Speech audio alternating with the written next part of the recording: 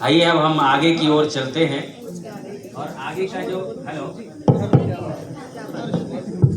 आगे का जो सेशन है उसका नाम भी यही है, आगे की राह।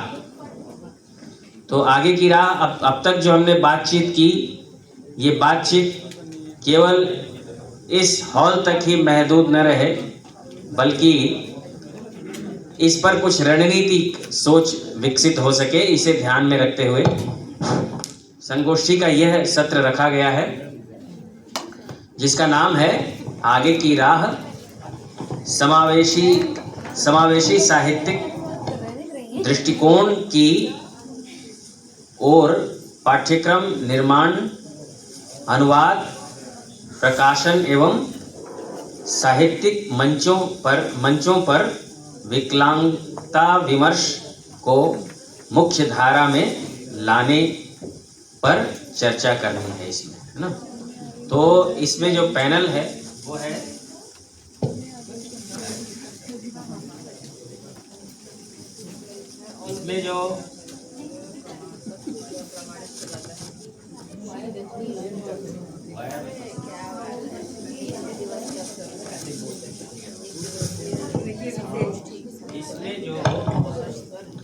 इसमें जो पैनल है, तो हाँ, इसमें जो पैनल है डॉक्टर चंद्रनिशा सिंह, जो कि दिल्ली विश्वविद्यालय में पहले प्रोफेसर रही हैं और लक्ष्मीबाई कॉलेज में उप प्रधानाचार्य के पद पर भी कार्यरत रही हैं। इसके अलावा इक्वल अपॉर्चुनिटी सेल में ओएसडी के तौर पर भी कार्य किया है इन्होंने। तो डिसेबिलिटी से इनका जुड़ाव पहले से ही जगत विदित है और ये लगातार जिज्ञासा के लिए भी एक कॉलम लिख रही हैं। तो इससे आप ये तय कर सकते हैं कि रिटायरमेंट के बाद भी ये लगातार इस फील्ड से जुड़ी हुई हैं, डिसेबिलिटी के फील्ड से। और जैसा कि आपने पीछे के सत्रों में ये जाना है कि उन्होंने 2 किताबों पर काम किया है, कौल साहब के आत्मकथा पर जो काम किया है, तो 2 किताबें भी जो इन्होंने लिखी हैं वो डिसेबिलिटी के क्षेत्र में जो लोग योगदान दिए हैं उनके विषय में को ध्यान में रखकर उन्होंने लिखा है। और जो दूसरे इस पैनल में शामिल हैं डॉक्टर जगदीश चंद्रा, तो ये हमारे पहले सत्र, उद्घाटन सत्र के अध्यक्ष के रूप में भी हमारे सामने थे और ये हिंदू कॉलेज में राजनीति शास्त्र के प्रोफेसर हैं और विभिन्न पत्र पत्रिकाओं में, शोध पत्रिकाओं में इनके आलेख लगातार आते रहे हैं, रिसर्च पेपर आते रहे हैं। इसके अलावा जो अगले पैनलिस्ट हैं वो डॉक्टर विनोद आसुदानी हैं, जो इस चर्चा में भाग लेंगे। तो विनोद आसुदानी भी हमारे मुख्य अतिथि के रूप में उद्घाटन सत्र में हमारे सामने आ चुके हैं और जैसा कि आपको विदित है कि इन्हें सिंधी के लिए साहित्य अकादमी पुरस्कार 2023 से नवाजा गया है और इनकी लगभग 39 किताबें प्रकाशित हुई हैं। और इसके अलावा जो इस चर्चा में भाग ले रहे हैं भाई शैलेंद्र सिंह दूहन हैं, जो कि PRA में हिंदी अध्यापक के तौर पर, मुझे जहाँ तक याद आ रहा है PGT, पोस्ट ग्रेजुएट टीचर, है ना, तो उसके पद पर काम कर रहे हैं। और इसके अलावा कविता लेखन और गद्य साहित्य लिखने में भी इनकी गति है। तो इसके लिए इस चर्चा में ये भाग ले रहे हैं।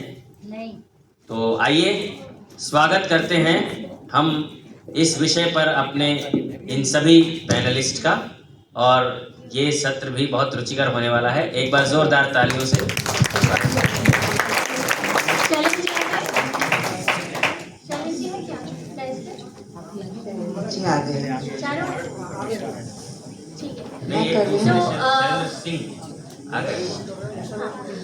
शैलेंद्र सिंह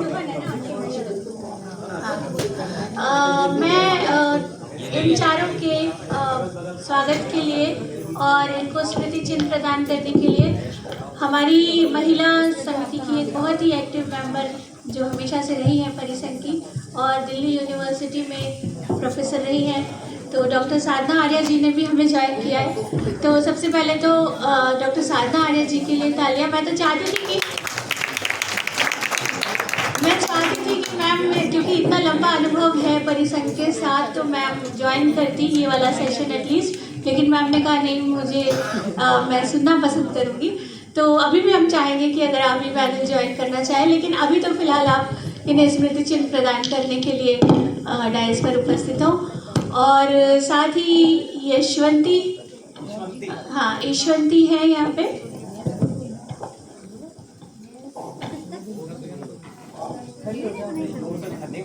आप भी आइए।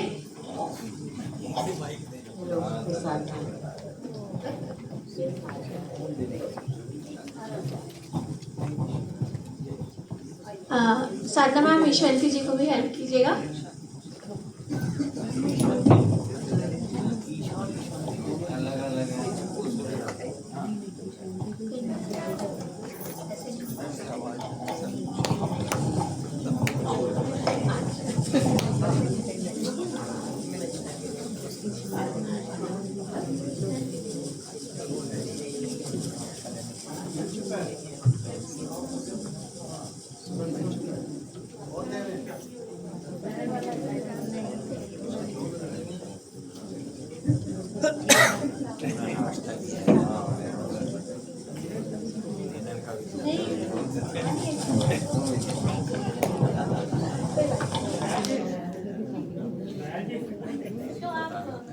तालियों से स्वागत कीजिए इस पैनल का।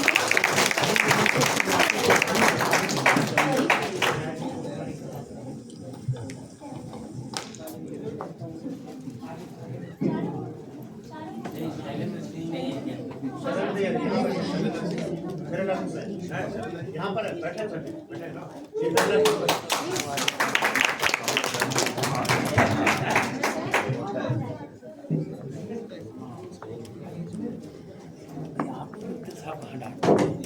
Thank you for having me here. Hindi दिवस के इस अवसर पर मेरी भाषा तो मिली जुली ही होगी, मैं उतनी अच्छी हिंदी कंटिन्यू नहीं कर पाती हूँ। अंग्रेज़ी ने पूरी तरह से पस कर रखा है हम लोगों को। वैसे भी भाषा मेरे लिए हिंदी अधिकतर हिंदुस्तानी के रूप में ज़्यादा इम्पोर्टेंट है। जी जी, तो मैं उतने कठिन शब्द नहीं लगा पाऊँगी, मुझे उतने याद नहीं आते, मतलब समझती तो हूँ मगर ख्याल में नहीं आते उतने शब्द मुझे। मेरा मतलब ये आई फील ऑनर्ड कि मेरे साथ विनोद जी, जगदीश जो फ्रेंड हैं, बिल्कुल उनके साथ मिल के काम ही किया है। और जगदीश की हिम्मत से ही किताब हम लिख सके थे कौल साहब पर।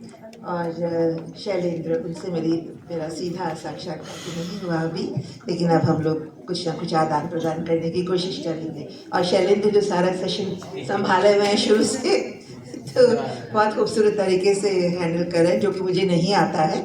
मैं पहले से ही बता देती हूँ, हम मिलकर एफर्ट करेंगे। एक दो ऑब्जर्वेशंस हैं। मैं कहना चाहती हूँ कि आपके मेरे राइट हैंड साइड पर एक मूर्ति है लुई ब्रेल की, और एक पिक्चर है सरस्वती की। जो सरस्वती की पिक्चर बड़ी है और लुई ब्रेल का जो स्टैचू है वो बहुत छोटा है। मुझे ये लगा जब मैंने देखा कि जो कॉन्सेप्ट हमारा सरस्वती का है वो तो एक इमेजिनरी कॉन्सेप्ट है, तो उसको कितना मानना है, वो हमारे अंदर से जो हम लोगों ने एक धारणाएं बनाई हुई हैं या रीति रिवाज चले आए हैं, या एक पूरा एक स्ट्रक्चर हमने खड़ा किया है अपने लिए, उसका हिस्सा है। सही मायने में कोई देवी है या नहीं है नहीं जानते, एक तरीके से हम उनको एक आस्था के तौर पर या एक सब्जेक्ट के टाय के रूप में लेते हैं। लेकिन लुई ब्रेल तो बहुत इम्पोर्टेंट हैं, जिन्होंने सही मायने में आकर काम किया और एक ज़िंदगी में एक नई दिशा दी है, एक बहुत बड़ी एक जिसे कहते हैं स्क्रिप्ट दी है काम करने के लिए। तो मेरा ऑब्जर्वेशन था कि वो ज़्यादा बड़ा होना चाहिए उस मूर्ति से। और दूसरा मैं ये सोच रही थी कि आज बड़ा अजीब सा लगा, मैं आई तो मुझे लगा कि मैं माइनॉरिटी में हूँ, मैं मतलब मार्जिन्स पे हूँ आज बिल्कुल। और मैं अपने आप को फिट करने की कोशिश कर रही हूँ, जिस तरह से हम दूसरी तरह से देखते हैं कि मेन स्ट्रीम के अंदर डिसेबिलिटी को आकर के अपनी जगह बनानी है। मैं यहाँ अपनी जगह बनाने की कोशिश कर रही हूँ इस वक्त। जी वो मेरा सौभाग्य है और गौरी के साथ इतनी दोस्ती है और क्योंकि मैं ही गौरी के जब भी कोई विषय होता है, रात को 10-10 बजे पर हमारी बातें हो रही होती हैं, तो कोई विषय होता है तो मैं भड़क जाती हूँ और बोलती हूँ, खूब सारा उसको सुनाते रहती हूँ। तो तभी से उसने कहा कि अच्छा ठीक है, हमारा जो ये प्रोग्राम होगा उसमें नई दिशाओं की बात आप ही करना वहाँ पर आकर के, क्योंकि आप लगातार बता रहे हैं कि ये क्यों नहीं होता, वो क्यों नहीं होता, तो इसलिए मेरे नाम पे ये लगा है सेशन। तो आई थिंक जितने भी डिबेटेबल इश्यूज थे वो तो मॉर्निंग के सेशंस में हो गए हैं, जिनको हमें थियोरेटिकली या कंसेप्चुअली क्लियर करना था उसमें बहुत सारी बातचीत हो गई है, बहुत इम्पोर्टेंट बातचीत हो गई है। और अब वही है कि आगे फिर कंस्ट्रक्टिवली क्या करेंगे। मतलब हम कह रहे हैं कि कैसे एक्सेप्टेंस आए, कैसे मेन स्ट्रीम का हिस्सा बने, कैसे जगह बनाए, कैसे यूनिवर्सल एक इशू बनाएं, इसको कैसे बताएं लोगों को कि डिसेबिलिटी तो सब तरफ है, हम सब डिसेबल्ड हैं अपने ही तरीके से। आज मैं उम्र के जिस कोने पर पहुंच रही हूँ, मैं भी डिसेबल्ड हूँ बहुत मायने में। मैं एक रिक्शा में नहीं चढ़ सकती हूँ अब, और मैं थक जाती हूँ, मैं ज़्यादा नहीं चल सकती हूँ, तो डिसेबिलिटी तो है, लेकिन दुनिया इसको डिसेबिलिटी के तौर पर नहीं देखती है। आवर मेन क्वेश्चन इज कि वो जो कॉन्सेप्ट ऑफ डिसेबिलिटी है कि हम सब डिसेबल्ड हैं, इसको दुनिया को कैसे रियलाइज करवाएं। लोग वो नहीं सोचते हैं। वो जब डिसेबिलिटी की सोचते हैं तो उस डिसेबिलिटी को ही देखते हैं जो जन्म से या बड़े तौर पर किसी पर्टिकुलर अंग के जाने से बनती है। वो डिसेबिलिटी जो हमारे लाइफस्टाइल में पूरी तरह से हर जगह पे हर एज ग्रुप में जहाँ मिलती है, उसको कैसे लोगों तक रियलाइजेशन कराया जाए, ये एक सब्जेक्ट है हमारे पास। दूसरी बात मुझे ये लग रही थी कि डिसेबिलिटी पर किन चीज़ों का प्रभाव पड़ता है। जब हम लिटरेचर में डिसेबिलिटी की स्टडी करने निकलेंगे तो हमें ये भी देखना पड़ेगा कि जो मेन इज़म्स हैं, मेन सोच है, मेन जो बातें हैं, जैसे वर्ग है। अब आप देखेंगे कि अगर डिसेबिलिटी का कोई बच्चा गरीबी में पैदा हुआ है, उसकी डिफ़िकल्टीज वो डिफ़िकल्टीज है जिनकी हम इन प्लेटफॉर्म्स पे चर्चा कर रहे हैं। लेकिन ऐसे भी डिसेबिलिटीज़ हैं जो अच्छे समृद्ध फैमिलीज़ में हैं, वहाँ पर बच्चा पैम्पर्ड भी हो सकता है, और पैम्पर्ड है। पैम्पर्ड से मेरा मतलब ये, मैं कोई बुरी सेंस में नहीं कह रही हूँ, मैं पैम्पर्ड में सेंस में कह रही हूँ कि उसको हर तरह से सुख देने की कोशिश की जाती है और उसको लाड प्यार से उसकी कमियों को हम अपने पैसे से या अपने और रिसोर्सेज से मेकअप करने की कोशिश करते हैं। तो मेरे ख्याल में ये इश्यूज़ को लेकर आना ज़रूरी है कि जो डिसेबिलिटी हमें, जिससे हमारा कंसर्न है, जिससे हम ज़्यादा बातचीत कर रहे हैं प्लेटफॉर्म्स पे, वो डिसेबिलिटी गरीबी से, वो डिसेबिलिटी पॉवर्टी से, अंडरफेड से, हैव नॉट से, मार्क्सिस्टिक थिंकिंग से, विचारधारा से, गवर्नमेंट जो जिसे कहते हैं अथॉरिटीज़ के इन्वॉल्वमेंट से या सिस्टम से, उसकी वजह से ज़्यादा सफ़र करती है, ज़्यादा आती है। तो क्या ये ज़रूरी नहीं है कि उसको भी इस डिस्कशन के अंदर उठाया जाए या समझने की कोशिश की जाए, क्योंकि उसे हम आइसोलेशन में इन वन कॉम्पोजिट ग्रुप में अकेले नहीं ले सकते हैं। वो भी is defined by, is influenced by many other factors जिस पर आपको हिट करना पड़ेगा। सोशियो पॉलिटिकल है, कल्चरल है, रिलीजियस है, हमारी अपनी पूरी बैकग्राउंड है, ट्रेडिशंस हैं, नॉर्म्स हैं, रिलीजन है, इन सब का जो इम्पैक्ट है उसके ऊपर, वो मेन सोर्स ऑफ ट्रबल है, वो मेन कॉज है। उसको भूलकर डिसेबिलिटी की स्टडी करना मुश्किल है। और जहाँ तक ये तीन डायरेक्शन में हम डिसेबिलिटी के 3 आयाम देखने की कोशिश कर रहे थे, डिसेबिलिटी डिस्कोर्स, जिस पर ऑलरेडी बहुत बुक्स हैं, थियोरेटिकल थिंकिंग होती है, कुछ ग्रुप्स में लोग मिलते हैं, चर्चा करते हैं। मैं भी ऐसे कुछ ग्रुप्स को जानती हूँ। मैंने कुछ कोशिश की उनके साथ जुड़ने की, लेकिन मुझे लगा कि I am more of an activist.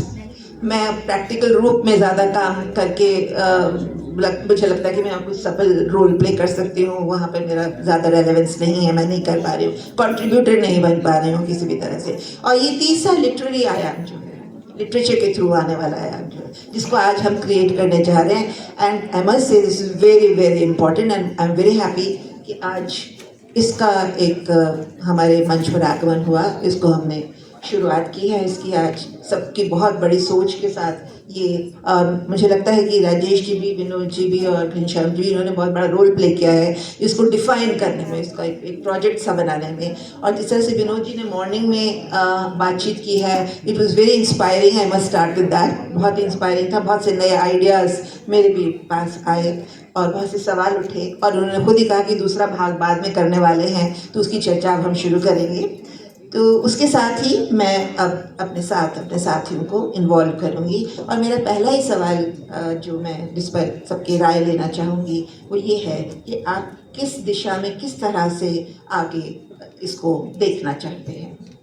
Vinod ji, मैं आई रिक्वेस्ट टू स्टार्ट। पहले मैं बोलूं थोड़ा सा? अच्छा, ओके। थोड़ा सा हाँ, जगदीश। हाँ, ओके, सॉरी, मैं नंबर नहीं काटना चाहता था। Vinod ji I think writing के मामले में मेरे से बहुत सीनियर है। उन्होंने शायद छोटे होंगे। हाँ, नहीं, लेकिन क्योंकि मैडम ने जो बातें बोली थोड़ा सा उससे रिलेटेड है, and I could not resist sharing it. ये मूर्ति वाली जो मैडम बात बता रही, इसका हमारा लुई ब्रेल की मूर्ति है दिल्ली यूनिवर्सिटी के आर्ट्स फैकल्टी के प्रांगण में, और उसका इतिहास मुझे लगता है कि इस ऑडियंस को थोड़ा सा जानना चाहिए। I am just tempted to share it. यहाँ दयाल अभी है ना? अच्छा, हाँ, दयाल मेरे साथ में यहाँ पर है। 1991 की बात है, 91 की जनवरी की, जब ये पूरा डिबेट चला था दिल्ली यूनिवर्सिटी में। मुबाहिसा करके एक ग्रुप था जिस पर इत्तेफाक से मैं भी बहुत था, दयाल भी था। और उस समय मुबाहिसा के हमारी बहुत एक मैडम बहुत प्रोग्रेसिव टीचर थी रामदास कॉलेज की, डॉक्टर गोपा जोशी, और काफ़ी इन्वॉल्व थी। वो चला रही थी, डिस्कशन ग्रुप था जिसमें प्राइमरी ब्लाइंड स्टूडेंट्स। तो उनके नेतृत्व में एक आंदोलन हमने चलाया था दिल्ली यूनिवर्सिटी के, भाई लुई ब्रेल की मूर्ति बननी चाहिए। तो तमाम लोगों ने कहा, हमने कहा कि यहाँ विवेकानंद जी की मूर्ति है, टैगोर की मूर्ति है, लुई ब्रेल की भी मूर्ति। उन्होंने कहा आप कहाँ टैगोर, कहाँ विवेकानंद, कहाँ लुई ब्रेल को कंपेयर कर रहे हैं। एनीवे, इतना आसान नहीं था, लेकिन फाइनली वो एफर्ट हम सबका सफल हुआ, और आज दिल्ली यूनिवर्सिटी में आर्ट्स फैकल्टी जो वहाँ का है, वहाँ पर लुई ब्रेल की मूर्ति लगी है। और ये आज से हम बात कर रहे हैं, आज से करीब 91 की, कितने साल हो गए, 35 ईयर्स पहले की बात है, जो कि इतना आसान नहीं था। उसके अलावा 1990s में जब मैं और दयाल मेरे से छोटा है 3-4 साल, दिल्ली यूनिवर्सिटी में हम लोग पढ़ रहे थे, तो हम लोग बात करते थे कि यार डिसेबिलिटी डिस्कोर्स बिल्कुल कम्प्लीटली मिसिंग है यहाँ पर। उस ज़माने में पॉलिटिकल एक्टिविज्म का बहुत स्ट्रॉन्ग मूवमेंट था 1980s में, और 1991 में बाबरी मस्जिद का डिमोलिशन हुआ।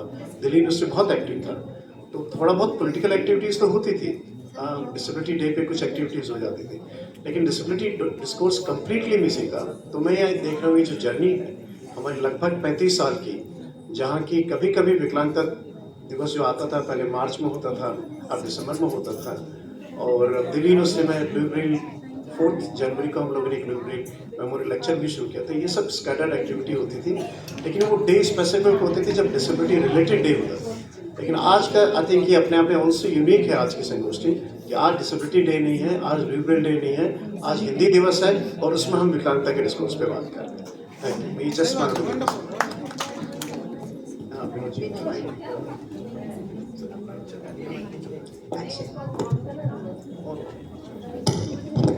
ऑन हो गया।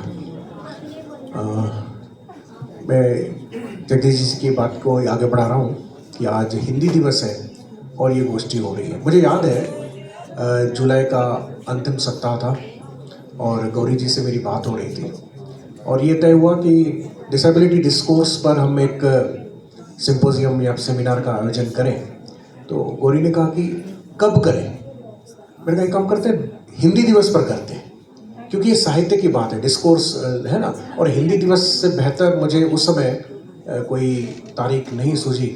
तो उसका ये फलित है कि आप और हम सभी यहाँ पर आज हिंदी दिवस के उपलक्ष्य में इस अनोखे तरीके से डिसेबिलिटी डिस्कोर्स, मतलब हिंदी दिवस को अपने तरीके से हम सेलिब्रेट कर रहे हैं, और ये अपने आप में हिस्टोरिक होगा, इसका मुझे विश्वास है। अब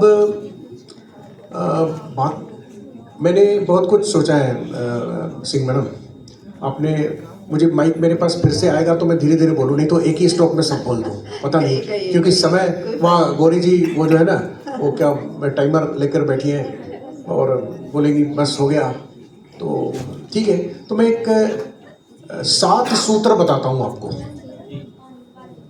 और इन 7 सूत्रों पर यदि हमने काम किया तो फिर ये डिसेबिलिटी डिस्कोर्स को हम एस्टेब्लिश कर पाएंगे। अदरवाइज क्या होता है कि ये बिखरा बिखरा सा है सब कुछ अभी तक। इसका पहला सूत्र जो इमीडिएट हमको करना है, यानी ये देखो ना, ये साइडलाइंस पर जो कन्वर्सेशंस हो रही हैं है ना, मुझे तकलीफ हो रही है, इसलिए आप बात में करें थोड़ा सा। प्लीज रिक्वेस्ट है, प्लीज आप थोड़ा सा शांत रहें। देखिए यहाँ पर जगदीश चंद्र जी हैं और बहुत सारे हम लोग एकेडमिक्स हैं, हमको पता है कि जो स्टैंडर्ड कॉन्फ्रेंसेस सेमिनार होते हैं उनके प्रोसीडिंग्स पब्लिश होते हैं। तो मैं चाहता हूँ आज हमने जो भी डिबेट्स की हैं सुबह से लेकर के अभी तक कर रहे हैं, जिसने जो जो बोला है इसको थोड़ी सी और तकलीफ करें, आप रिटर्न में सबमिट करें और इसको हम कंपाइल करके इस डिसेबिलिटी डिस्कोर्स के जो सेमिनार हुआ है इसके प्रोसीडिंग्स एक बुक के रूप में पब्लिश करें, छापें, प्रिंट करें, so that it will go a long way. Otherwise ये चीज़ें 50 लोग जो हम यहाँ पर बैठे हैं सीमित हो जाएंगी, लेकिन अगर हमने इसको डॉक्यूमेंट किया और इसको बुक फॉर्म में हमने पब्लिश किया, आज से 50 साल बाद भी कोई बोलेगा कि AICB में हिंदी दिवस पर डिसेबिलिटी डिस्कोर्स पर ये चर्चाएं, ये डिबेट्स यहाँ पर हुई थी। तो एक डायरेक्शन डिसेबिलिटी डिस्कोर्स को मिल पाएगा। उसके पहला सूत्र है कि प्रोसीडिंग्स पब्लिश हो। गौरी जी, इस प्रकार आपने बहुत सुंदर ये सेमिनार किया है, इतने लोगों से संपर्क किया है, ये संपर्क का फॉलोअप करें। जब तक राइटअप भर के आपके पास नहीं आता है तब तक ये conference will be on. Gauri says well received. दूसरी बात, इसको हमें थ्योरी डेवलप करनी पड़ेगी। जब तक हमने इसका थ्योरेटिकल अप्रोचेस डेवलप नहीं किए तब तक इसके डिसेबिलिटी डिस्कोर्स में रिसर्च संभव नहीं है। अब मैं एग्जाम्पल से बात बता रहा हूँ। मैं PhD स्कॉलर हूँ, मेरे पास कोई शोधार्थी आता है और मुझे लगता है कि उसको हमने डिसेबिलिटी डिस्कोर्स के क्षेत्र में उसकी PhD होनी चाहिए। अगर मैं उसको बोलूँ कि भाई ये आप टॉपिक ले लो, डिसेबिलिटी डिस्कोर्स, पोर्ट्रेयल या ये वो कुछ भी ले लो, तकलीफ उसके साथ ये है कि डिसेबिलिटी थ्योरी डिफाइंड नहीं है। he does not know what are the assumptions, what are the approaches, what are the techniques, what are the tools of this theory। तो वो रिसर्च कर नहीं पाता। जैसे मार्क्सिस्ट थ्योरी डेवलप है, फेमिनिस्ट थ्योरी डेवलप है, सबल्टन थ्योरी डेवलप है। आपको पता है सबल्टन थ्योरी एंटोनियो ग्रेंडेसी और रंजित गुहा, इन लोगों ने उसको डेवलप किया। तो हम में से ही धीरे धीरे हम लोग आए और इस थ्योरी को डेवलप करें, इसका थ्योराइज करना पड़ेगा हमको, और बाकायदा अच्छे से थ्योराइज करना पड़ेगा। उसके 1-2 वॉल्यूम्स निकालने पड़ेंगे, ताकि कोई भी दुनिया में अगर डिसेबिलिटी डिस्कोर्स पर काम करना चाहे तो ही और she should know what the disability discourse is, what is the disability theory is in literature, ताकि उस पर रिसर्च किया जा सके। ये एक लॉन्ग टर्म है। आने वाले 3 से 5 साल में मुझे लगता है कि हमको 2-4 लोगों को जो इंटरेस्टेड है, हम एक ग्रुप बनाएं और इसको थ्योराइज करने का प्रयास करें। ये दूसरी बात। तीसरी बात, डिसेबिलिटी डिस्कोर्स पर जो आर्टिकल्स निकलते हैं इसके एडिटेड वॉल्यूम्स आने चाहिए। जैसे 93 या 94 की बात है, जो है ना जिसको इको क्रिटिसिज्म पर 2 वॉल्यूम्स पब्लिश हुए। मैं उनका नाम भूल रहा हूँ, याद आएगा तो बताऊँ। इको क्रिटिसिज्म पर एडिटेड वॉल्यूम्स आए। उससे पहले इको क्रिटिसिज्म ऐसा ही होता था, मतलब बिखरा बिखरा सा था। कोई इको क्रिटिसिज्म की बात करता था फिर भूल जाता था। लेकिन 94 के बाद लिटरेरी थ्योरी के अंतर्गत इको क्रिटिसिज्म बाकायदा इट वॉज एस्टेब्लिश्ड, बिकॉज वो 2 वॉल्यूम ने एक डायरेक्शन दे दिया, एक थ्योराइज कर दिया उसको। तो इसी प्रकार से एडिटेड वॉल्यूम्स जब आएंगे इसके अलग अलग एस्पेक्ट्स पर, तो धीरे धीरे वो थ्योराइज करने में हमको मदद होगी। दिस इज तीसरा सूत्र। चौथा सूत्र ये है कि इस प्रकार की कॉन्फ्रेंसेस जो आज हम कर रहे हैं, ये अलग अलग शहरों में यूनिवर्सिटीज़ के अंतर्गत, महाविद्यालयों के अंतर्गत और NGOs के माध्यम से लगातार एक इसकी श्रृंखला चले। यहाँ पर हम बहुत सारे लोग पढ़ाने वाले हैं, यूनिवर्सिटीज़ में हैं, हम इनिशिएटिव लें और अपने साथियों को कन्विंस करें कि भाई डिसेबिलिटी डिस्कोर्स एंड लिटरेचर पर भी हम सेमिनार कर सकते हैं, लेक्चर कर सकते हैं, कॉन्फ्रेंसेस कर सकते हैं। ये भी एक विषय हो सकता है। अभी कोल्हापुर यूनिवर्सिटी में जनवरी के महीने में, वहाँ पर एक हमारे मित्र हैं, उनकी दृष्टि बाधित हैं, डॉक्टर मनोहर वासवानी, उनके इनिशिएटिव से उन्होंने नेशनल कॉन्फ्रेंस कराई डिसेबिलिटी डिस्कोर्स पर, और काफ़ी मैंने बार 35-40 उनको रिसर्च पेपर्स प्राप्त हुए कॉन्फ्रेंस में। तो मुझे लगता है कि बहुत एक अच्छा इनिशिएटिव था वो। तो इसी तरीके के इनिशिएटिव्स हम लें ताकि डिसेबिलिटी डिस्कोर्स के बाद अब बात हो रही थी कि ये हम लोगों में हम चर्चा करते हैं, लेकिन the moment we go out to the able bodied people, able bodied academic, able bodied writers, वो डिसेबिलिटी डिस्कोर्स की बात नहीं कर रहे हैं, उनको एक्सेप्टेबल नहीं है। तो उनको एक्सेप्टेबल तब होगा जब हम इसको प्रतिष्ठा दिलाएंगे। जब किसी भी चीज़ की प्रतिष्ठा होती है तो लोग उसकी तरफ आकर्षित होते हैं। तो प्रतिष्ठा इस डिस्कोर्स को मिलना चाहिए। और लिटरेचर के क्षेत्र में हम बताएं लोगों को कि नई थ्योरी आ गई, इस पर काम करना है। अब फेमिनिस्ट पर बहुत हो गया, मार्क्सिस्ट पर बहुत हो गया, अब आप इस पर भी काम करें तो इसको प्रतिष्ठा मिलेगी। It will attract the new scholars. New scholarship हम अट्रैक्ट कर पाएंगे, न्यू स्कॉलर्स को अट्रैक्ट कर पाएंगे कि जो इस क्षेत्र में काम करें। ये चौथी बात, चौथा सूत्र। पांचवी बात ये है कि हमें अपना स्पेस, सामान्य जो गोष्ठियाँ हो रही हैं, चाहे वो कवि गोष्ठियाँ हो, चाहे कथा कथन हो, चाहे गवर्नमेंट के प्रोग्राम्स हो, वहाँ डिसेबल राइटर्स और पोइट्स का रिप्रेजेंटेशन या पार्टिसिपेशन कैसे बढ़ाया जा सकता है, इसकी हमको चिंता करनी पड़ेगी। इसके लिए हमें प्रयास करने पड़ेंगे। ये पांचवी बात। छठवीं बात, जैसे मैंने कहा कि मैंने एक इनिशिएटिव लिया है, अब वो फिलहाल एक ग्रुप कर सीमित है, लेकिन इसकी एक्टिविटीज़ करेंगे, विजुअली इम्पेयर्ड राइटर्स एसोसिएशन। तो हमें इस प्रकार के राइटर्स एसोसिएशन, जैसे मैंने कहा इसको विजुअली इम्पेयर्ड राइटर्स एसोसिएशन, ऐसे प्लेटफॉर्म्स क्रिएट करने पड़ेंगे। अलग अलग भाषाओं में जो डिसेबल राइटर्स लिख रहे हैं उसको संगठित करना पड़ेगा। उसके लिए कोई मंच तो होना। अब हम क्या है, हम अपने अपने विश्वविद्यालय में पढ़ा रहे हैं, हम अपने अपने क्षेत्र में काम कर रहे हैं, लेकिन उसके लिए एक प्लेटफॉर्म क्रिएट करना पड़ेगा। तो ये विवा, विजुअली इम्पेयर्ड राइटर्स एसोसिएशन, इसका एक फिलहाल हमने ग्रुप बनाया हुआ है। मैं आह्वान करता हूँ आप सबको कि आप यहाँ पर जुड़िए। जितने अधिक लोग जुड़ेंगे उतना इस प्लेटफॉर्म मजबूत होगा और हम आगे चल कर के ये कॉन्फ्रेंसेस करा सकते हैं। और ये हो गई छठवीं बात। और सातवीं बात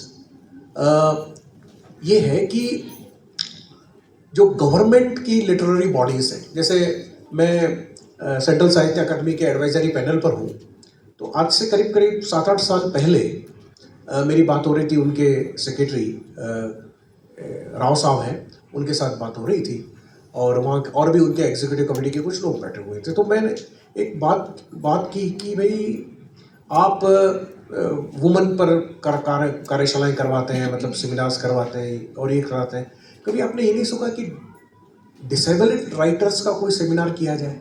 तो ये बात हो गई, पर कहीं ना कहीं वो बात आगे बढ़ी और 2 साल पहले सेंट्रल साहित्य अकादमी ने पहली बार 1 डे नेशनल सेमिनार करवाया डिसेबल्ड राइटर्स का। और उसके बाद आपके दिल्ली में ही फेस्टिवल ऑफ लेटर्स होता है मार्च में, जो कि पूरे 1 वीक का प्रोग्राम होता है साहित्य अकादमी का।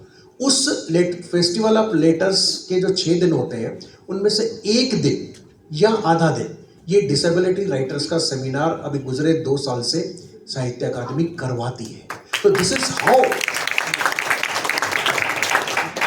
हमको अपना स्पेस क्रिएट करना है, आपको जाके बात करनी है। मैं वहाँ एज ए डिसेबल राइटर नहीं गया था, मैं सिंधी में लिखता हूँ और सिंधी बोर्ड पर मुझे लिया गया और मैं काफ़ी साहित्य अकादमी की कम से कम 60-70 सेमिनार्स में डायरेक्ट पार्टिसिपेट कर चुका हूँ, not as a disable writer but as a Sindhi writer, as a mainstream Sindhi writer. लेकिन जब मैं वहाँ जाता हूँ as a mainstream Sindhi writer, I carry my disability approach कि कहीं ना कहीं इन ये डिसेबिलिटी को हम बात करनी चाहिए। अब ये डिसेबिलिटी का जो सेमिनार साहित्य अकादमी कराती है तो वो सिंधी में नहीं कराती, it is in English and Hindi, वो सभी भाषाओं के लिए खुला है। इसी प्रकार से अलग अलग स्टेट्स में स्टेट साहित्य अकादमीज हैं। अभी जैसे यहाँ पर संस्कृत साहित्य अकादमी है, हिंदी साहित्य अकादमी है, दिल्ली में पंजाबी साहित्य अकादमी है, वैसे महाराष्ट्र में 7 भाषाओं की साहित्य अकादमियाँ हैं, सिंधी, उर्दू, हिंदी, तेलुगु, गुजराती, मराठी, ये सारी। इसी प्रकार से हर राज्य में 7-8 साहित्य अकादमियाँ हैं, यानी जो भाषाएं उस राज्य में बोली जाती हैं सरकार उन पर साहित्य अकादमियाँ बनाती है। अब इन सारी साहित्य अकादमियों में हम बात करें, हम उनके साथ चर्चा करें और इनको परसुएट करें कि साल में कम से कम एक प्रोग्राम अगर वो डिसेबिलिटी को समर्पित करते हैं, डिसेबिलिटी पर करते हैं, तो I think it will go a long way. ये बहुत बड़ी बात हो सकती है। तो इस प्रकार से हमें एक एडवोकेसी की भी ज़रूरत है। डिसेबिलिटी डिस्कोर्स को इस्टेब्लिश करने के लिए हमको एडवोकेसी भी करनी पड़ेगी।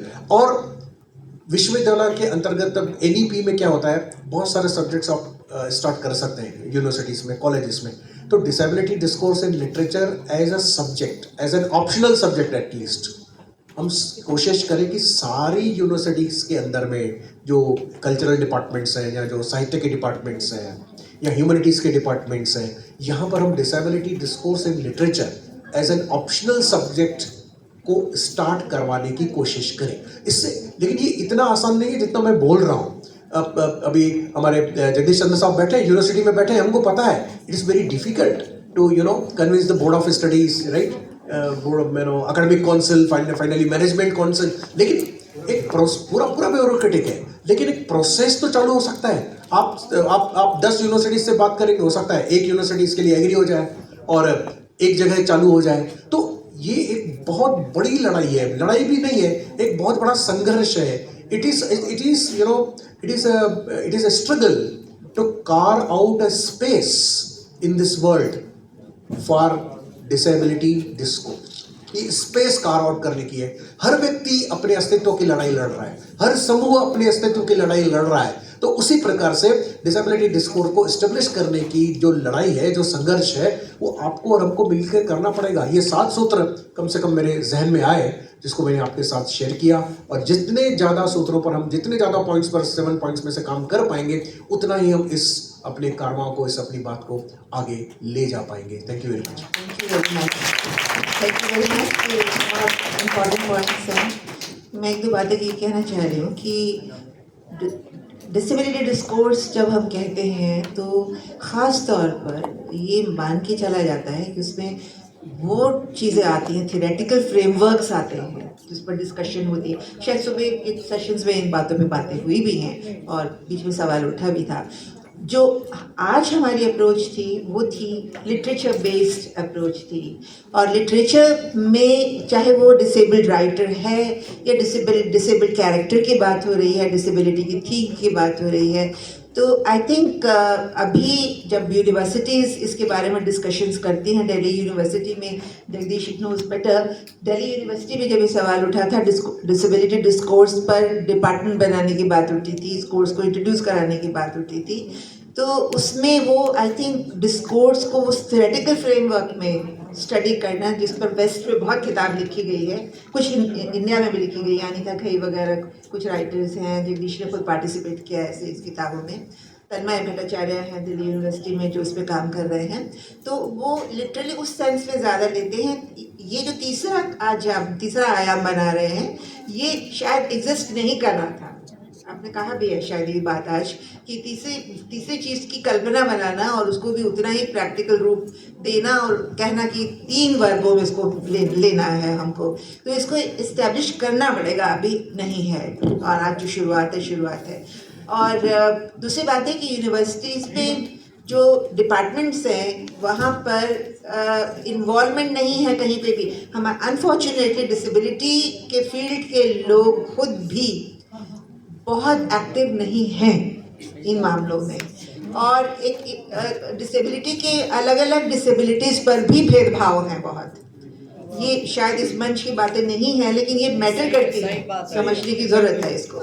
ये मैटर करती हैं कि जब हम, आपने जो वीवा का बात कही, वो आपने विजुअली डिसेबल्ड की बात कही, या जो डिसेबिलिटी दूसरी है, ऑर्थोपेडिक डिसेबिलिटी है, उसकी राइटिंग में और विजुअली डिसेबल की राइटिंग में बहुत फ़र्क पड़ने वाला है, क्योंकि दोनों का समाज में रूप अलग अलग है, दोनों की डिफ़िकल्टीज अलग अलग है, वो समस्याएं भी हैं। तीसरा है कि कोई बढ़ कर के एज ए ग्रुप इवॉल्व नहीं होता है डिसेबिलिटी में से, यूनिवर्सिटीज़ में भी, जो अपनी लड़ाई के लिए आगे बढ़े और सिस्टम के साथ लड़ाई लड़ने के लिए तैयार हो।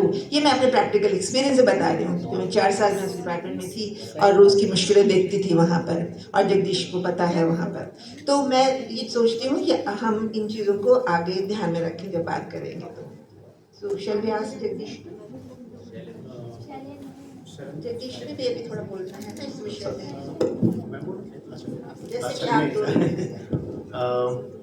आई थिंक विनोद ने सब कुछ कवर कर दिया है। मुझे नहीं लगता है कुछ एक खास बचा है। एक सजेशन, अभी मैं जब विनोद को सुन रहा था, मैम को सुन रहा था, एक सजेशन जो मेरे माइंड में आ रहा है कि जिज्ञासा में बहुत आर्टिकल्स पब्लिश हुए हैं, और जिज्ञासा एक मैगजीन है। अच्छा, आवाज़ एक मिनट, माइक मैं हाथ में ले लूँ, ठीक है, कौन नहीं सके, मैंने हाथ में ले लिया। देखिए, जिज्ञासा मैगजीन है, और मैं रेगुलरली तो नहीं पढ़ पाया हूँ उसको, लेकिन कभी कभी पढ़ने का मौका मिला है। उसमें कुछ आर्टिकल्स इतने मतलब वो ऐसे हैं जो कि लॉन्ग टर्म में किसी एक बुक में इंक्लूड किए जा सकते हैं। तो क्योंकि देखिए, मैगजीन की अपनी सीमाएं होती हैं। लोग 1 महीना पढ़ते हैं, उसके बाद उसको फेंक देते हैं, और फिर उसके बाद कोई पढ़ेगा बाद में, 6 महीने बाद में या 5-10 साल बाद में, वही पढ़ेगा जो उस टॉपिक पे रिसर्च कर रहा होगा।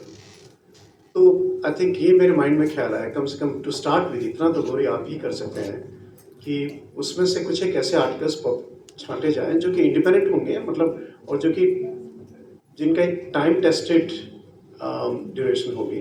कोई ऐसा नहीं है कि आज का आप करंट किसी इशू पे उस पर लिख रहे हो, जो कि लॉन्ग टर्म के लिए आने वाले टाइम में वो बहुत होंगे। तो वो कुछ आर्टिकल्स उससे उसके मतलब छांट के, और इस टाइप से एक आई थिंक एडिटेड वॉल्यूम वहाँ से आ सकता है। एक हो सकता है, 2 हो सकता है, डिपेंड करता है कितने हैं। तो ये जिज्ञासा का एग्जांपल दिया। इसी टाइप से हमने देखा कि बहुत सारी राइटिंग्स हैं जो जगह जगह स्कैटर्ड फॉर्म में हुई हैं, और उनको यदि हम कंपाइल करके एक बुक सीरीज के तौर पे निकाल देते हैं, तो अभी विनोद जो बता रहे थे कि देखिए एक बहुत बड़ा गैप है हमारा डिसेबिलिटी डिस्कोर्स में। लिटरेचर बाकी सब जगहों में भी, जैसे जो बाकी जो डिसिप्लिन्स हुए मार्जिनलाइज्ड सब्जेक्ट्स के, चाहे फैमिली स्टडीज़ है, रेशल अफ्रीकन अमेरिकन स्टडीज़ है, दलित स्टडीज़ है, ये काफ़ी हद तक इसी टाइप से ही हुआ है कि आपका जो स्कैटर्ड मटेरियल था उसको आपने धीरे धीरे उसको कंपाइल करना चालू किया। जैसे अब यहाँ पर हम लोग बैठे हैं, कम से कम 8-10 लोग ऐसे हैं जो लिख रहे हैं इस वीक में। पूरे देश में कोई 100-200 लोग होंगे, 150-200 लोग होंगे जो लिख रहे होंगे। लेकिन हम लोग ठीक है, आपस में जैसे विवाह बनाया, ये एक अपने एक अच्छा हुआ है, लेकिन बाकी लैंग्वेजेस में भी लोग कर रहे होंगे। तो ये सारा धीरे धीरे उसको कंपाइल किया जाए, ट्रांसलेट किया जाए, और उसको एक बुक सीरीज़ के वॉल्यूम्स के तौर पे धीरे धीरे पब्लिश किया जाए। आई थिंक ये मेरा एक सजेशन है, और इसमें काफ़ी हमारे यहाँ अभी इतने बहुत कमिटेड स्कॉलर्स बैठे हुए हैं। तो मुझे लगता है इस पे हम विचार करें तो एक सीरीज़ शुरू की जा सकती है, और आने वाले टाइम में एक बहुत बड़ा, जिसको कहें repository of literature can be compiled. क्योंकि आप देखिए, डिसेबिलिटी स्टडीज़ में एक बहुत बड़ा जो एक लिमिटेशन है ये कि हमारा जितनी मॉडल्स हैं, राजेश अपने डिस्कशन में सोशल मॉडल और मेडिकल मॉडल की बात कर रहे थे, ये एक्चुअली इम्पोर्टेड वेस्टर्न मॉडल्स हैं, और वो इसलिए है क्योंकि हमारा यहाँ पर अभी सफिशेंट थियराइजेशन नहीं हुआ, जिसकी बात अभी विरोध कर रहे थे। तो इसको वो थियराइजेशन के लिए वो ग्राउंड तैयार करना कि जितना भी लिटरेचर जहाँ जहाँ हो रहा है उसको धीरे धीरे कंपाइल किया जाए, और उसको एक सीरीज़ के तौर पे धीरे धीरे उसको पब्लिश किया जाए। एनीवे, छोटा सा सेशन मेरे माइंड में यही है, बाकी में भी और आइडियाज़ आएंगे तो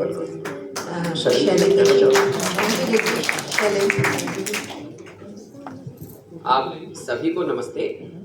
मैं इसी कॉन्सेप्ट में 2-4 बातें छोटी सी करना चाहता हूँ। एक तो ये कि हमारी अभी बात हो रही थी, पिछली बातचीत में भी हो रही थी और उससे पहले भी, कि क्या जो डिसेबल राइटर्स हैं उन्हीं की रचनाओं को हम माने, या फिर जो सो कॉल्ड शब्द यूज हुआ कि उनकी को माने।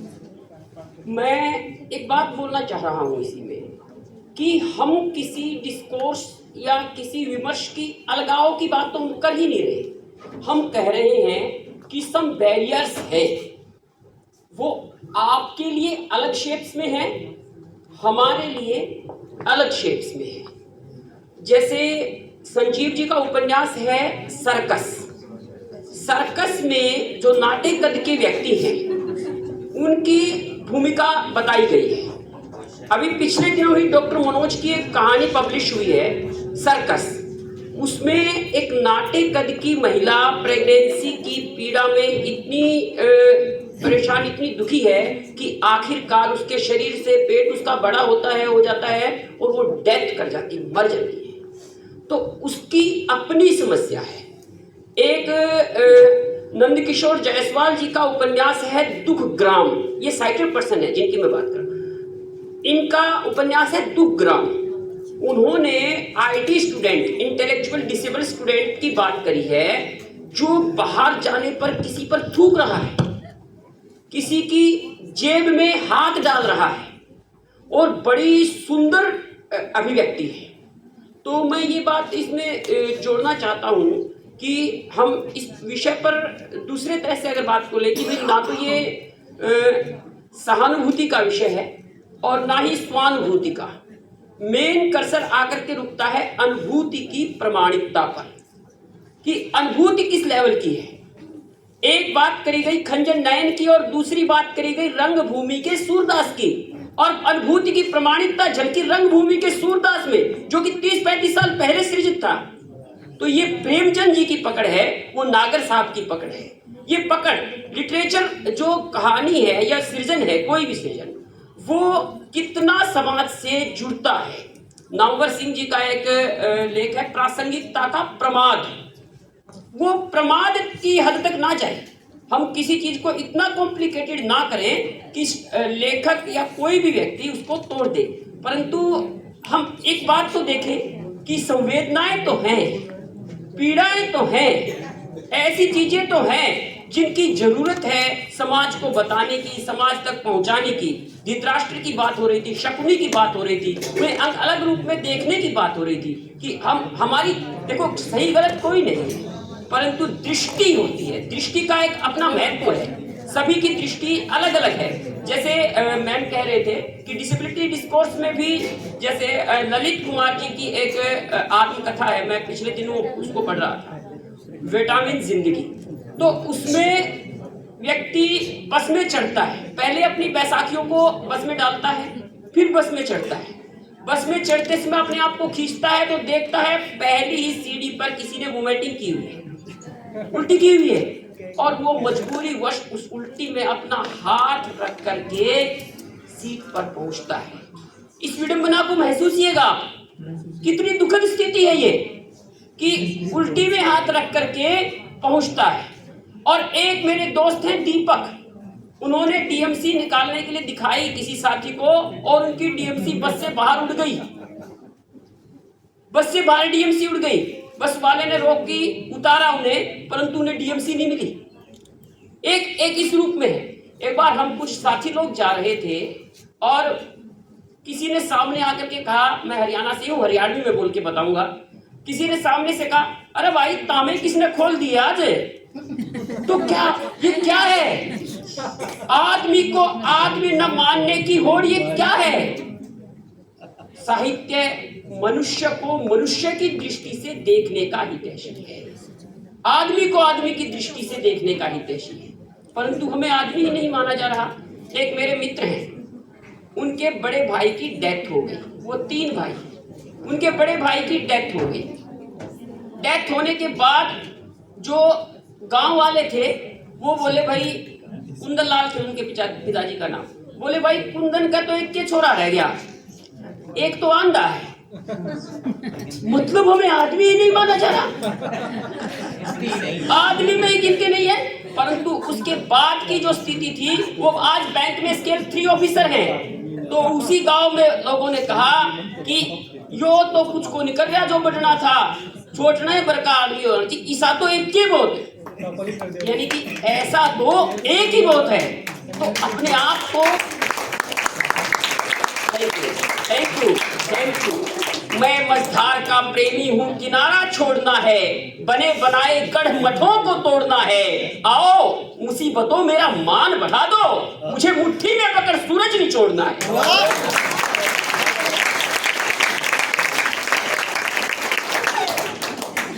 ये सूरज किस सूरत में निचुड़ेगा? जब समाज और हम बैरियर्स को अलग अलग रूपों में तोड़ेंगे। अलग अलग बैरियर्स रखे हैं। आज जो आगे की राहों पर बात हो रही है, अगम बहे दरियाओं का एक सूरदास है जो बाल्टी निकाल करके, कुएं से बाल्टी निकाल करके गुजर बसर कर रहा है। आप परिस्थितियां देखिए, शिव मूर्ति जैसे मेन स्ट्रीम के राइटर भी सूरदास को पकड़ने की कोशिश कर रहे हैं। मैं आसुदानी सर बैठे हैं, संजीव जी मिले थे इनसे 23 में ही, वो भी सम्मानित थे साहित्य अकादमी पुरस्कार से, हिंदी से वो सम्मानित हुए। मैं भी गया था उस कार्यक्रम में। और साथियों, बड़ी खुशी की बात है, उन्होंने कहा था कि मैं विकलांगता विमर्श पर उपन्यास लिखूंगा, और उन्होंने काम शुरू कर दिया।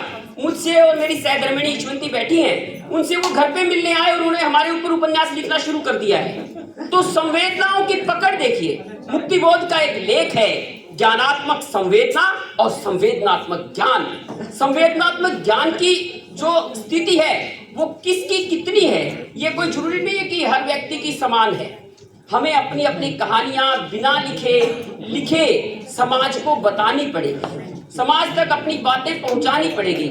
और दूसरी, बैरियर्स का परिवर्तन होता है, ये भी सरकार को बताना पड़ेगा। पिछले दिनों हमारे को कोई पढ़ करके सुनाता था, आज इनविजन एआई, कीबो जैसे सॉफ्टवेयर्स आ गए हैं। एआई बहुत रूपों में भूमिका निभा रहा है। आज बहुत सारे स्क्रीन रीडर सॉफ्टवेयर्स हैं, हम अपने आप पढ़ लेते हैं भाई। मैं कई बार साइन करता हूँ, उससे पहले खुद ही पढ़ता हूँ, कोई दिक्कत ही नहीं पड़ती, किसी से सुनने की जरूरत ही नहीं है। तो बैरियर्स के अंतर हो गए हैं, बैरियर्स में बहुत अंतर है। आज जो है अलग अलग रूपों में हमें इन चीजों को देखना पड़ेगा। और साथियों, निश्चित रूप से आज जो आप लोग बैठ करके इतने धैर्य से चीजों को सुन रहे हो, समझने की कोशिश कर रहे हो, बहुत डीप एकदम महसूस रहे हो। पीछे तक की रो में मैं थोड़ा थोड़ा देख भी पाता हूँ, पीछे तक की रो में मैं ये देख पा रहा हूँ कि जिज्ञासु प्रवृत्ति इतनी है कि अगर बोलने का मौका मिले तो हर व्यक्ति 10-15 मिनट अपना कह दे। हमें वो बात लोगों तक बतानी पड़ेगी। आगे की राहें केवल कागज नहीं कहते, आगे की राहें केवल संवेदनाएं कहती हैं, और संवेदनाओं की कोई सरहद नहीं। जी हाँ, बिल्कुल ठीक। शैलेंद्र जी ने बहुत ही अच्छे से आपकी बात को रखा। और ये ठीक है कि लड़ाई खुद लड़नी पड़ती है, लड़ाई लड़नी पड़ेगी, और जब तक जोरदार एक मत एकजुट होकर नहीं करेंगे, अपनी प्रेजेंस को इस्टेब्लिश नहीं करेंगे, तब तक असर नहीं पड़ेगा। आई थिंक इसमें ये नंबर्स का सवाल भी उठ जाता है असल में, क्योंकि जब आप डिसेबिलिटी में से भी एक सेक्शन अलग होकर, दूसरे से अलग होकर के एक स्मॉल ग्रुप में रह जाते हैं, तो आवाज़ को और उठा पाना, उसको कॉन्स्टिट्यूशनल सिस्टम में ले जाना या लीगल सिस्टम में ले जाना या तीसरी जगह ले जाना थोड़ा सा डिफिकल्ट होने लगता है। और मासेस जब खड़े होते हैं तो ज़्यादा अपील बनती है, कम लोग खड़े होते हैं तो कम अपील बनती है। Anyway, that is another issue. मैं एक बार बोल रहा हूँ, किसी प्रकाशक की बात आई थी, उन्होंने कहा कि डिसेबिलिटी डिस्कोर्स की बात हो रही थी, हम आपको अध्यक्ष नहीं बनाएंगे। मेरे सामने पिछले दिनों बात आई, संजीव सर जैसे बड़े साहित्यकार जिनके 15 उपन्यास हो चुके हैं, जिन पर 80 PhD हैं, उन्होंने कहा कि अगर आप डिसेबिलिटी कोर्स की बात, डिसेबिलिटी कॉन्सेप्ट की बात कर रहे हैं तो हम आपको बुलाएंगे। ये उसकी दृष्टि का दोष है। अब हमारा कोई दोष नहीं है इसमें, तो हम बिल्कुल स्थापित हैं और बिल्कुल अच्छे रूप में स्थापित हैं। इसमें कोई वो बात मुझे लग नहीं रही कि हम उस तरह से कोई मतलब नकारात्मक रूप से स्थापित। हाँ, पॉजिटिव एटीट्यूड होकर लेकर के अपने अंदर से नेगेटिविटी को या कमजोरी को हटा देना। अच्छा, ओके, तो मैं अब बिल्कुल इसको मैं शैलेंद्र जी से थोड़ा सा लाइटर वेन में कहूँगा कुछ, अगर बुरा न माने तो। संजीव जी बिल्कुल उनके उपन्यासों में और उनके विचारधारा में भी विकलांगता विमर्श है। ये आपने कहा कि हम स्वीकार्य हैं, स्थापित हैं। संजीव जी का टाइम्स ऑफ इंडिया में इंटरव्यू छपा था जब उनको साहित्य अकादमी पुरस्कार मिला था, क्योंकि वो कहीं ना कहीं वंचितों की बात करते हैं, विकलांगों की बात करते हैं, पीड़ितों को बात करते हैं। तो उनका हेडलाइन में था कि ये साहित्य अकादमी पुरस्कार मुझे आज मिला है, 20 साल पहले मिल जाना चाहिए था। He also suffer denial because of his profound sympathies with the subaltern। ये आप ध्यान में रखें। ओके, हम लोग अगेंस्ट टाइम चल रहे हैं और लोगों को जाना है, फिर भी चलते चलते में 1-2 सवाल हम ले लेते हैं बिफोर वाइंडिंग अप। जी हाँ, प्लीज एक्सप्लेनेटरी नहीं करिएगा।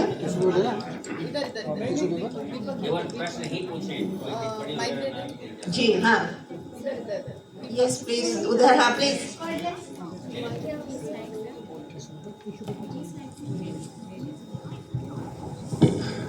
दीपक बोल रहा हूँ। बस एक छोटी सी कमेंट है, ये मैं कहना चाहूँगा कि मुझे लगता है कि हम लोग बहुत अनभिज्ञ हैं। जो लेखन हुआ भी है,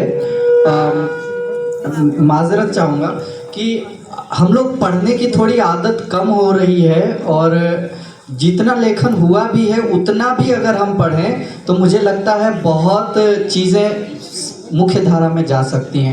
हमारे लेखन से भी, हमारे व्यवहार से भी और हमारी बातों में भी वो झलकेंगी। तो अभी अनीता घई की बात हुई थी, उनके अलावा बहुत सारे वॉल्यूम्स आए हैं। नीलिका मेहरोत्रा जी का वॉल्यूम है, एडिटेड वॉल्यूम्स वेस्ट में भी, इंडिया में भी। हाँ, लिखने की जरूरत है। चलो, थैंक यू वेरी मच। कोई और कहना चाह रहे? एक प्रश्न ले लीजिए बस, कमेंट नहीं करें, प्रश्न ही पूछना हो। और जिनसे पूछना चाहिए।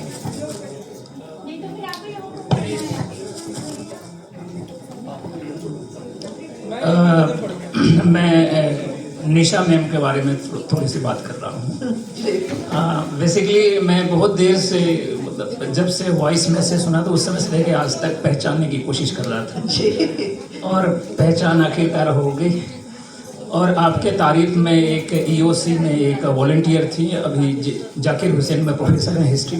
अच्छा। श्वेता, उन्होंने ये बताया कि आपके पास वो हुनर है कि सभी तरह के विकलांगों की विचारों को, उनके अस्तित्व को कैसे सहन करें। सचमुच। और श्वेता ने मेरे से एक सवाल पूछा था कि अगर आपसे पूछूं कि विकलांगों में सबसे अच्छा कौन सा विकलांग है, कौन सा विकलांगता का व्यक्ति हो सकता है, मैंने कहा यार ये आंसर बहुत कठिन है। और ये तो मेरी टिप्पणी, ये मेरे इमोशन से जुड़ा हुआ है। और दूसरी बात, पॉलिटिकल एग्जिस्टेंस को लेकर के जो विकलांगता विमर्श में हो सकता है वो ये कि टोटल जनसंख्या भारत की जितनी है, डिवाइडेड बाय टोटल जनसंख्या, डिसेबल्ड पर्सन विद डिसेबिलिटीज, और जितने टाइम्स ज़्यादा है उतने वोट्स हमारे एक के होने चाहिए। मतलब अगर 5 टाइम्स है तो 5 वोट ईच माने जाने चाहिए, तब हमारा पॉलिटिकल एग्जिस्टेंस होगा। और ये डॉक्टर अंबेडकर से मैं प्रेरित होकर कह रहा हूँ। Thank you very much. Thank you very much. Thank you. बहुत सारे सवाल आए, बहुत सारे सोचने को मजबूर कर रहे हैं ऐसे सवाल आए जिनमें बहुत लंबी डिस्कशंस हो सकती हैं, लेकिन अभी के लिए शुक्रिया। और इसके साथ ये सत्र, अच्छा एक मिनट, एक सवाल साधना जी की तरफ से है तो इसलिए कहना ज़रूरी है। नहीं, सवाल नहीं है, ऑब्जर्वेशन कह सकते हैं या कमेंट कह सकते हैं। आप ही की बात से कह रही हूँ कि आपने कहा कि आपको आज आके यहाँ पर लगा कि आप माइनॉरिटी में हैं। मैं इसी सवाल से कहना चाहती हूँ कि ये जो भी हम सेशंस करते हैं, वर्कशॉप्स करते हैं, गैदरिंग करते हैं, मुझे ये याद है कि जब विमेंस ग्रुप्स बनने शुरू हुए थे तो विमेन ओनली ग्रुप्स बने थे 80s में, और उसके पीछे वजह ये थी कि औरतों को अपनी बात कहने का स्पेस नहीं था। So they were looking for a space जहाँ पे वो अपनी बात कह सकें, जहाँ पे उनको लगा कि अगर पुरुष रहेंगे तो फिर उनकी आवाज़ दब जाएगी। मुझे नहीं मालूम, ये सिमिली मैं डिसेबल्ड कम्युनिटी या कम्युनिटी विद डिसेबिलिटीज़ जो है उसके साथ मैं सिमिली नहीं यूज़ कर सकती हूँ, लेकिन मैं ये मानती हूँ कि जो भी मार्जिनलाइज सेक्शन हैं सोसाइटी के, उनको एक स्पेस चाहिए होते हैं आपस में विमर्श की, जहाँ से कि वो अपने विचारों को, अपनी थ्योराइजेशंस को, अपनी थॉट्स को समझ सकें, उन्हें एक रूप दे सकें और लोगों के पास विजिबलाइज कर सकें। विजिबिलिटी हमेशा सबसे इम्पॉर्टेंट चीज़ है। वो विमेंस मूवमेंट में भी था और मैं मानती हूँ कि डिसेबिलिटी मूवमेंट में भी विजिबिलिटी का बड़ा हम दिखाते ही नहीं है। बच्चा अगर घर में डिसेबल्ड हो तो उसकी चर्चा नहीं हम करना चाहते हैं, या जब हम चर्चा करते हैं तो एक अलग ही तरह की होती है, जैसे कि इन चर्चाओं में आया भी है। तो मैं सिर्फ ये कहना चाह रही हूँ कि ये ज़रूरी है कि कम्युनिटी के भीतर जो मुद्दे हैं उन पे चर्चा हो और उन पे स्पष्टता बने, और जिसको कि हम फिर बाहर ले जा सकें। लेकिन ये बाहर ले जाना अपनी कम्युनिटी से, ये बहुत इम्पोर्टेंट है। तो आज अगर मैं और निशा जी माइनॉरिटी में यहाँ पे अपने आप को देख रहे हैं, तो मैं चाहूँगी कि अगली कोई भी जो गोष्ठी हो उसमें इस चीज़ की कोशिश की जाए कि जो दूसरी कम्युनिटी के लोग हैं, मतलब मैं शब्द बहुत सही नहीं इस्तेमाल कर रही हूँ, वो ज़्यादा से ज़्यादा संख्या में यहाँ पर हो, तभी तो ये बात बाहर बुलाने से आएंगे, बुलाया नहीं अभी बुलाएंगे। ये एक बात है जो मैं कहना चाहूँगी, क्योंकि मुझे ये मैं आपने भी बात कही, लेकिन मैं जब यहाँ घुसी हूँ तो मुझे लगा कि why the other section of the society is not here to listen to these voices। इन आवाज़ों को सुनने के लिए उनका उपस्थित रहना बहुत ज़रूरी है। इसके अलावा वैसे सब बातें हो गई हैं, पर मैं फिर चाहूँगी कि स्कूलों और कॉलेजेस में डिसेबिलिटी के सवाल पे बात चर्चा सिलेबस में उसको डालना ये बहुत ज़रूरी है, क्योंकि हमारे इंक्लूजन की बात हम लोग बार बार कहते हैं। मेरी बात में भी इंक्लूजन का ही सवाल है। आप वो इंक्लूजन दोनों तरफ से मेन स्ट्रीम इंक्लूड करें इन कम्युनिटीज़ को, और ये कम्युनिटीज़ भी इंक्लूड करें मेन स्ट्रीम को। और स्कूलों और कॉलेजेस में ये खास तौर से स्कूलों में ये इंक्लूजन नहीं है। कॉलेजेस में फिर कुछ स्पेस बनती है, हालांकि उस पर चर्चा हो सकती है जो हम नहीं करेंगे, लेकिन ये स्पेस स्कूलों में कैसे क्रिएट हो, इंक्लूसिव स्कूल्स कैसे बने, तभी वो एक समझ और अवेयरनेस भी आएगी। जो जागरूकता की जो बात है, संवेदनशीलता की बात है, दिल कैसे लगे उसमें, तो वो तभी हो पाएगा जब हम इस तरह के इंक्लूसिव स्कूल्स की भी बात करें। Thank you.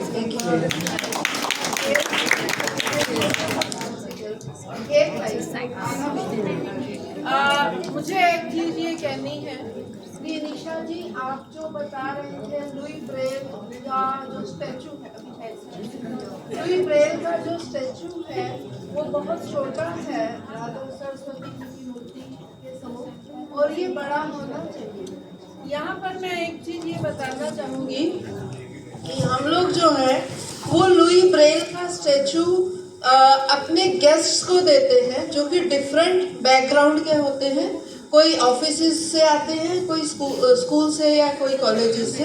तो जो आइडिया ये होता है कि वो अपने घर में या फिर ऑफिस में अपने टेबल पर रखें या अपने उधर घर में भी रखें और उसको रोज देखते रहें, ताकि लुई ब्रेल की याद उन्हें हर पल आती रहे। और यदि वो स्टैचू लंबा होगा, बड़ा होगा, तो वो अपने आप में एक सवाल होगा। तो सिर्फ ये विजिबिलिटी के पॉइंट ऑफ व्यू से लुई ब्रेल को हर समय याद रखा जाए, उस पॉइंट ऑफ व्यू से हमने इसका साइज ये बताया। मेरा कोई कमेंट नहीं है, ये सब जस्ट रिफ्लेक्शन ऑन अच्छा, एक कंक्लूडिंग रिमार्क देना जरूरी समझ रही। हमने कौल साहब पर किताब लिखी, अंग्रेजी मीडियम अंग्रेजी भाषा में लिखी थी। किताब छपी, AICB ने ही छपाई किताब, लेकिन आज तक मैं ये नहीं जानती कि उस किताब की कितनी प्रतियां कहाँ गई। अगर वो किताब अच्छे से सर्कुलेट होती या हुई है, अगर हुई है तो बहुत अच्छी बात है। हर कॉलेज में बनता था, अगर नहीं किया गया तो कमी रह गई। हर कॉलेज में बनता था, हर कॉलेज के अंदर एक यूनिट होता है EOC का, और उसमें वो किताब जानी चाहिए थी। हो सकता है गई हो, अगर मैं गलत, मुझे मतलब पता नहीं है तो उसके बारे में, लेकिन दिस इज़ वन वे किताबें जानी हैं जहाँ पर लोग देखेंगे, चाहे वो डिसेबिलिटी के लोग हों या वो नॉन डिसेबिलिटी के लोग हों। वो किताबें क्या जितनी ऑर्गेनाइजेशंस हैं हमारे कंट्री में 21 एफिलिएट्स हैं, क्या उनके पास गई या नहीं गई? मंजुला जी, मैं बात कह रही हूँ प्लीज़। जो 21 एसोसिएट्स एफिलिएट्स हैं, क्या आपने कौल साहब की किताब को उनको ख़रीदने पे मजबूर किया या गिफ्ट में भेजा या उनसे कोई सब्सक्रिप्शन मांगा या कुछ किया हुआ? क्या इंटरनेशनल ऑर्गेनाइजेशंस में जहाँ जहाँ पर कौल साहब का इतना नाम है, जहाँ से उनको अवार्ड मिले हैं, क्या वहाँ वो किताबें भेजी गई या नहीं भेजी गई? हमारे इससे मतलब नहीं है कि किताब हमने लिखी है, हमें इससे मतलब है कि उस किताब का सर्कुलेशन ज़रूरी था। और इसी तरह से जितना साहित्य इस किस्म का साहित्य है वो कैसे लोगों तक पहुंचेगा, उसका एक उदाहरण ये बनता है कि वो उसके लिए हमें एक्स्ट्रा एफर्ट करने ये पड़ेगी। बहुत इम्पोर्टेंट है मैम, हम इसको थोड़ा देखेंगे। बिल्कुल आप सही कह रही हैं और हम चेक करके इस पे आपको फीडबैक देंगे। तो थैंक यू सो मच। ये सेशन, इसके पैनल को मैं धन्यवाद कहती हूँ।